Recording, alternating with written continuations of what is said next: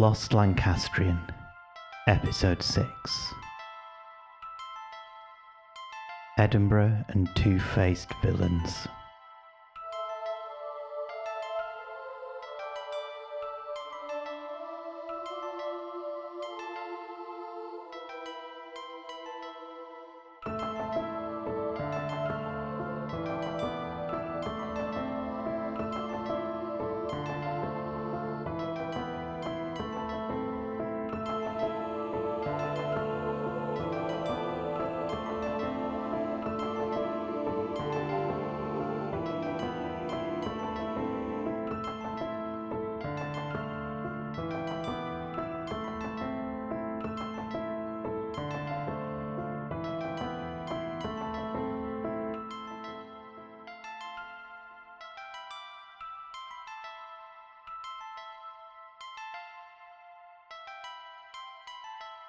Mr. Hyde was pale and dwarfish. He gave an impression of deformity without any nameable malformation. He had a displeasing smile. He had borne himself to the lawyer with a sort of murderous mixture of timidity and boldness, and he spoke with a husky, whispering, and somewhat broken voice. All these were points against him, but not all these together could explain the hitherto unknown disgust, loathing, and fear with which Mr. Utterson regarded him. An extract from The Strange Case of Dr. Jekyll and Mr. Hyde by Robert Louis Stevenson.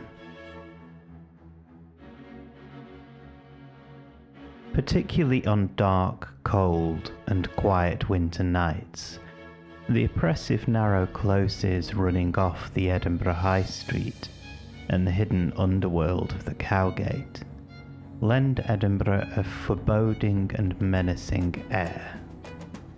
If mists descend to filter the modern lighting that adorns even these mysterious crevices, the whispers of long-dead thieves and murderers can seem to echo from the stone that remembers them.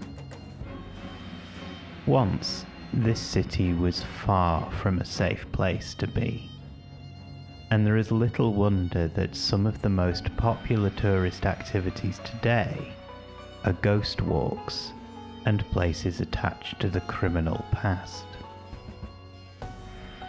Indeed, this is likely one of the core reasons why the city has a rich tradition of breeding crime thriller writers.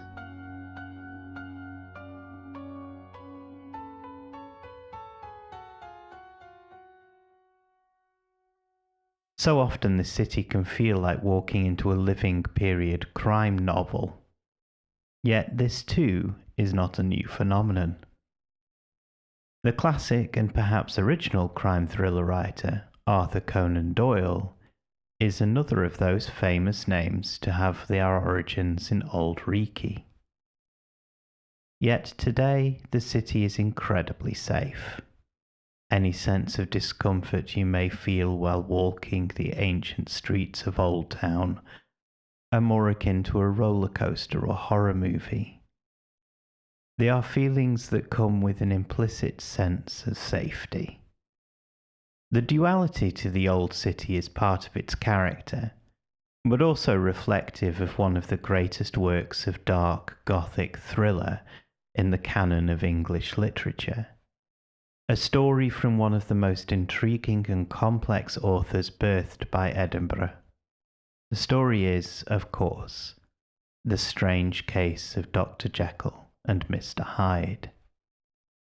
The author, Robert Louis Stevenson, originally published the book in January of 1886. The book had been intended for a Christmas 1885 release, but was held back due to a full market. If you can find a first edition, some have that 1885 date in them, making them particularly rare and valuable. Although Stevenson had published previously to Jekyll and Hyde, It was this short novel that made his reputation, with Kidnapped following later in 1886. In many ways, though, this story is a strange oddity in Stevenson's repertoire, a twisted mutation from a mind often more obsessed with the adventures of a brighter far away. Jekyll and Hyde was also not set in Edinburgh or anywhere else that Stevenson knew well, but rather it was set in London. Perhaps this was due to a belief that such a story would sell better based in the UK's greatest metropolis, rather than the glorified think tank to the north. Even though Edinburgh was arguably more famous for its historical and grim criminal element. The Whitechapel murders committed by the infamous Jack the Ripper was still 2 years away at the time of Jekyll and Hyde's publication. The Adventures of Sherlock Holmes wouldn't find publication until 1891-92. The seeming prescience and originality of Stevenson's novel raised a plethora of ideas and interpretations of his work, seeking to uncover the inspiration and potential hidden meanings. When you walk the tourist-packed streets of Old Town, one of those ideas is paraded before punters as an unquestionable declaration of fact: the Deacon Brodie theory. Close to the top of the Royal Mile, as you enter the Lawn Market area, you will come across the Deacon Brodie Tavern and Deacon Brodie's House Cafe down Deacon Brodie Close. Everywhere there are declarations about this historical figure being the inspiration for Jekyll and Hyde. Ghost tours and similar gather and start here, attached to Deacon Brodie as the inspiration. Yet, whether this is true is extremely speculative. It is true that Deacon Brodie was a man with something of a double life. A respectable merchant and tradesman by day. This gave the well-regarded William Brodie, deacon of the Incorporation of Wrights and Masons, access to people's homes due to his trade as a cabinet maker. Yet at night, he used this access to run a gang of burglars. The story of Brodie was infamous in Edinburgh, but it was also close to a century old by the time Stevenson wrote Jekyll and Hyde. Although it's absolutely conceivable that Stevenson knew the story of Brodie, indeed it's almost inconceivable that he didn't, there is little evidence that this was the inspiration for Stevenson's duality tale. In many ways, Brodie's story may have a surface-level similarity, but there are some important divergences that would seem to indicate that there's little to no real relationship. The most obvious is that Jekyll and Hyde is not a story about one person living two different lives. It isn't about someone hiding their despicable actions beneath a cloak of respectability. It's a story about transformation. Jekyll and Hyde, similar to Shelley's Frankenstein, is about the misuse of technology creating a monster. Brodie was not a monster sometimes, and his usual self at others. He was a fraud, plain and simple. That kind of story was well known and well practiced in the literature of 19th century. It would seem that Stevenson had something else he was trying to say. In the quote at the beginning of this podcast, the lawyer, Mr. Utterson, is meeting Hyde for the first time. But he is a long-time acquaintance of Jekyll. He doesn't meet Hyde and immediately recognize him as actually being Jekyll. Instead, he meets an entirely new person. A person he finds unnerving and even disgusting. This is more than a mere dual life and cover-up. This is deeper than social appearances. This is a concept that was quite unique to Stevenson at the time, and one of the reasons why critics and academics have time and again speculated as to the origins of the idea. It's perhaps some of those that visited Edinburgh and stood on the castle terrace looking out over the contemporary city who came to a different conclusion. A conclusion also based on some of Stevenson's own thoughts and writings about the city. Remarkably, Stevenson actually wrote a short guidebook to Edinburgh, one that feels like an odd juxtaposition.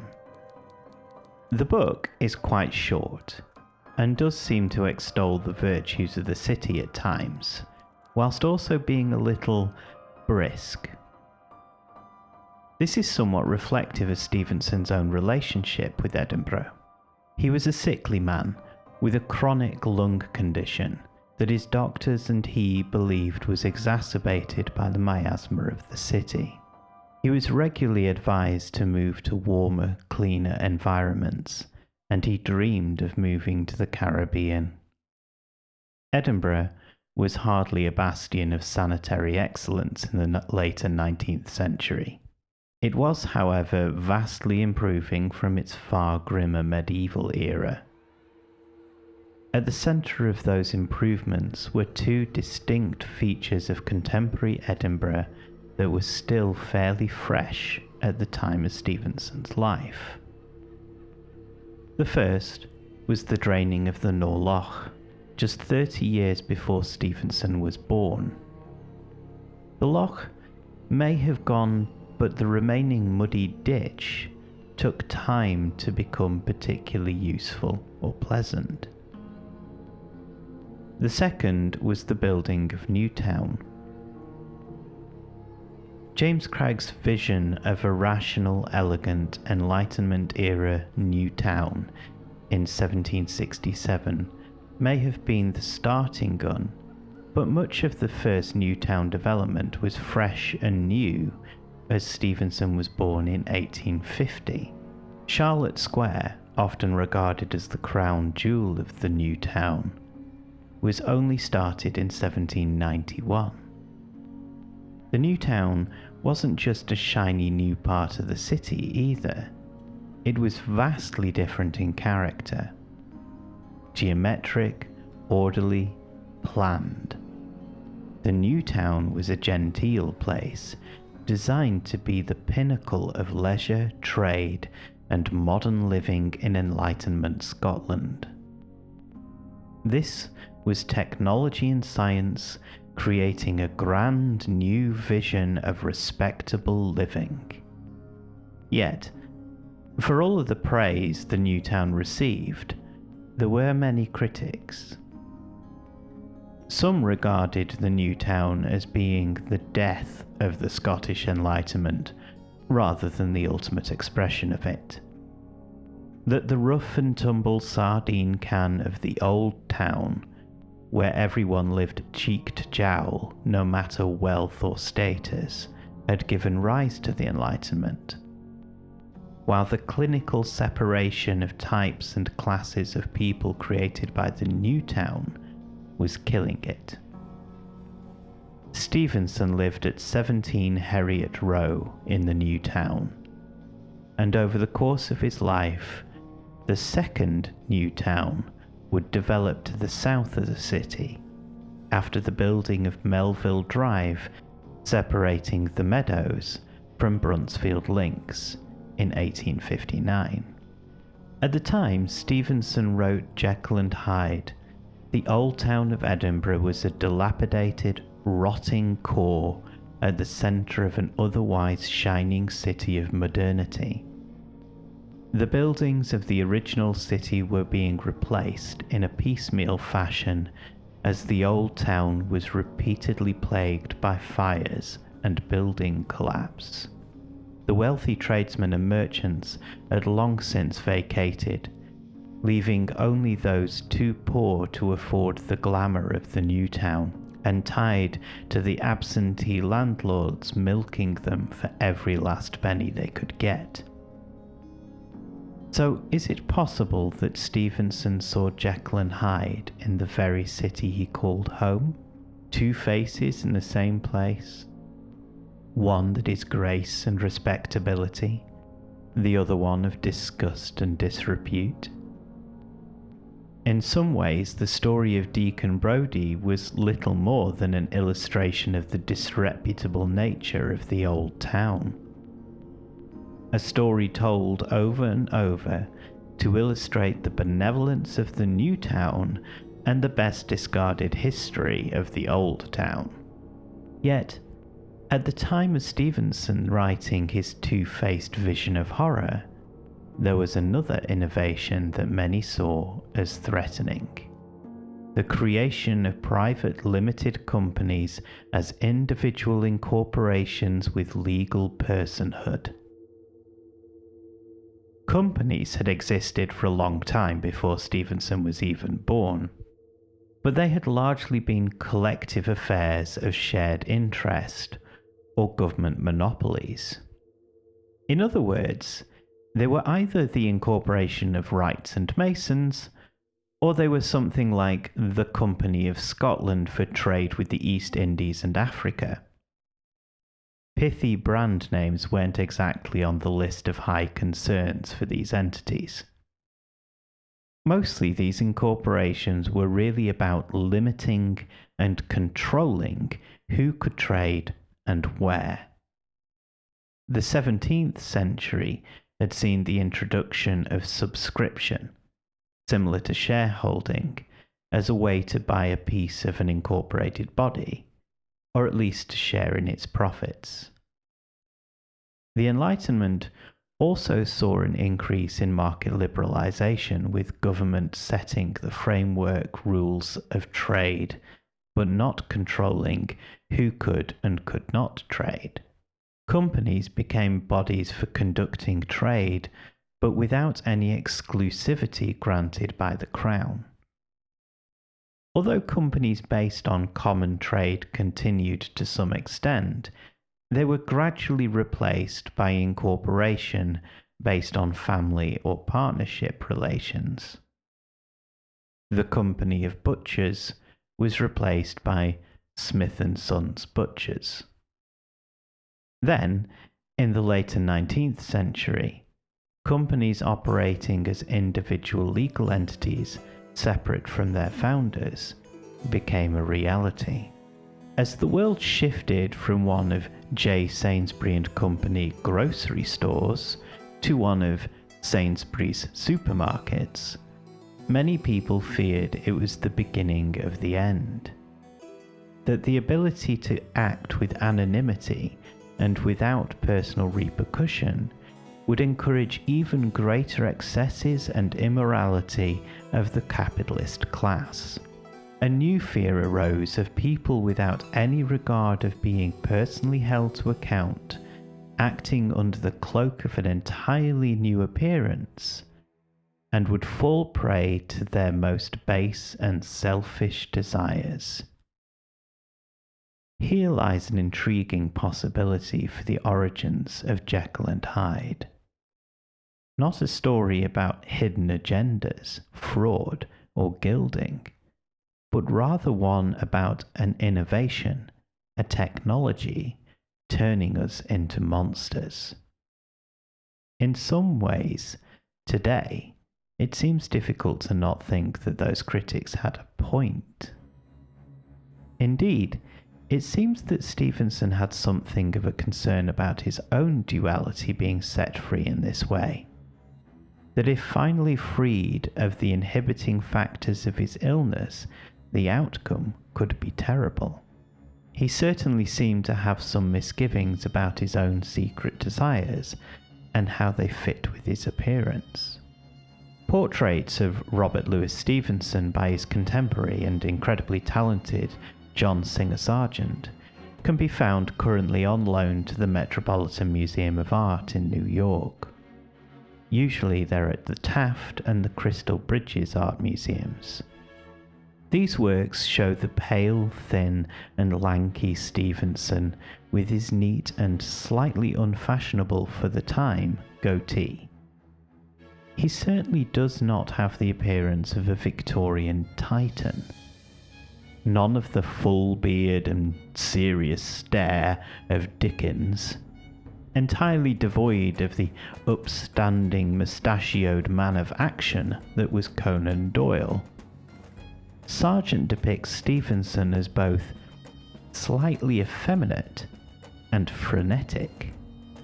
His pale features always aglow in a dark environment of subtle opulence, as though Sargent is picking up on a darker truth to the sickly man, a hidden desire to do the otherwise unthinkable, fantasies boiling in a hidden turbulence beneath a smooth alabaster surface.